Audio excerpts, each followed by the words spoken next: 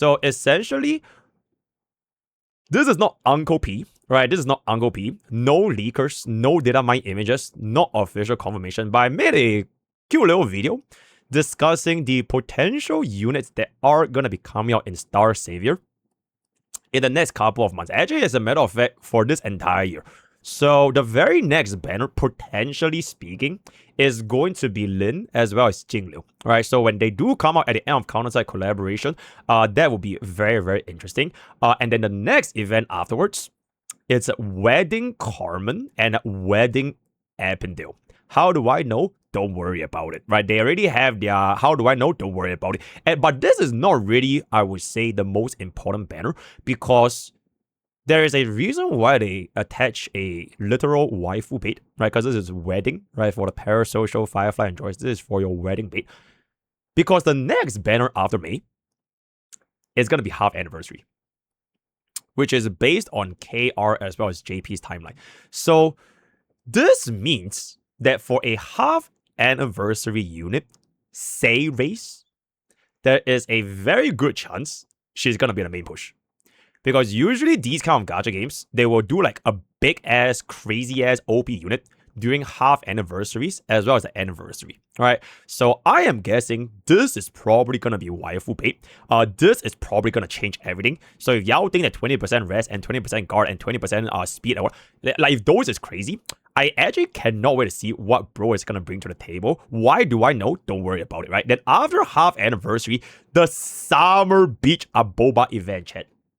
The Summer Beach Aboba event, right? So this is going to be a 2-month-long summer event with 4 brand new units, theoretically speaking. I can theoretically say that theoretically, Summer Smile and Summer Luna, these two are going to be coming out, right? There are 2 more, which theoretically speaking, I don't really know. But this is going to be the first one that's going to be releasing. And the reason why that is because this is actually a 2-month-long event, which I think is around like double the duration of CounterSide. So this is going to be a very, very long event. I would say this is definitely a little bit more up for the speculation because I don't think a 2-month-long event actually makes too much sense. So maybe they only make this as like 1 month summer, and then these two is going to be like another unit that, you know, we don't really know, theoretically speaking. But after the summer event,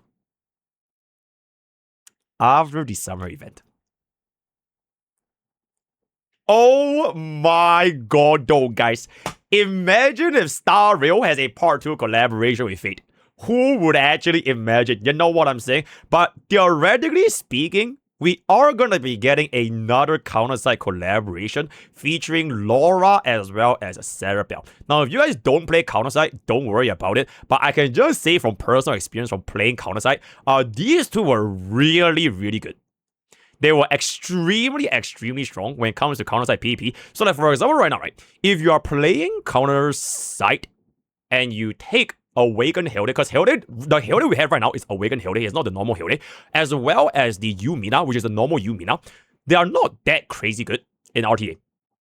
At least back when they first launched, right? So Hilde pretty much just gets shredded by like tank shredders, and Awakened, or rather normal Yumina, was just unplayable, right? So these two units are the complete opposite.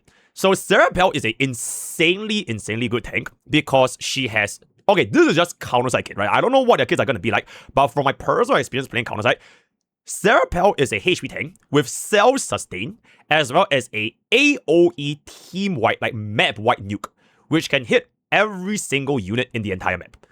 Because the way in CounterSide works is that you can't touch your back lines until you kill the front line. But Sarah Bell ignores that and you can straight up just damage the front lines because the ultimate is map-wide, right? It's the full AoE ultimate. And then for Laura, for her, she is SR unit, right? This is actually the rearmed, reworked Laura.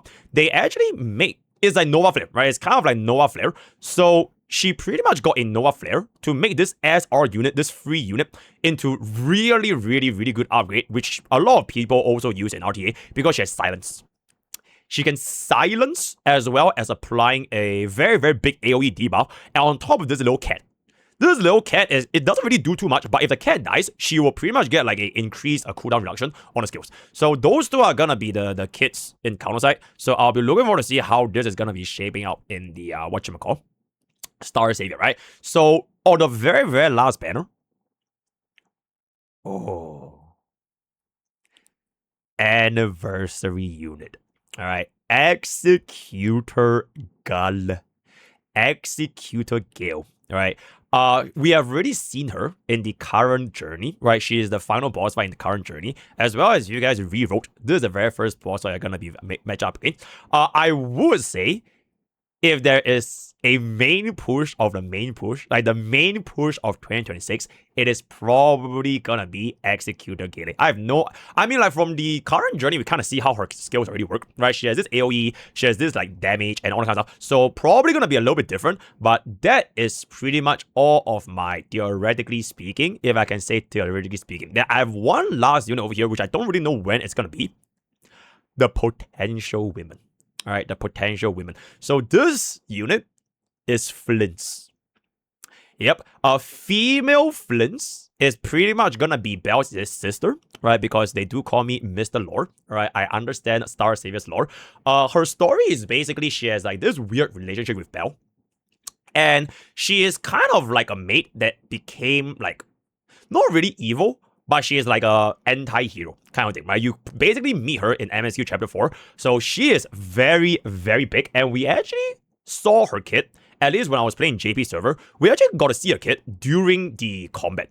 So from what I know, right? I know for a fact, I didn't even say this in my video. I didn't even say this in my video because I was a little bit lazy Doro. Carnelia has this mechanic called Immortal. That was my experience playing her in the JP server, or rather playing against her in the JP server, right? So that may or may not be the same mechanic, but she has a built-in Immortal at 1 HP. So you physically could not kill her until the Immortal goes away. And this Immortal on launch, it used to be a 3-turn Immortal, bro. 3-turn Immortal, right?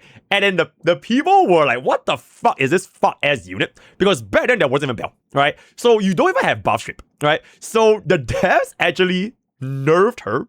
So it went from a 3-turn Immortal to a 1-turn Immortal, which is like a lot more like acceptable, right? So the only time I actually saw her, it was during an event boss, right? Like right now, we have the CounterSide event, right? You're going up against like Evil Yumina. She was the event boss for that specific event, and you basically fought against her.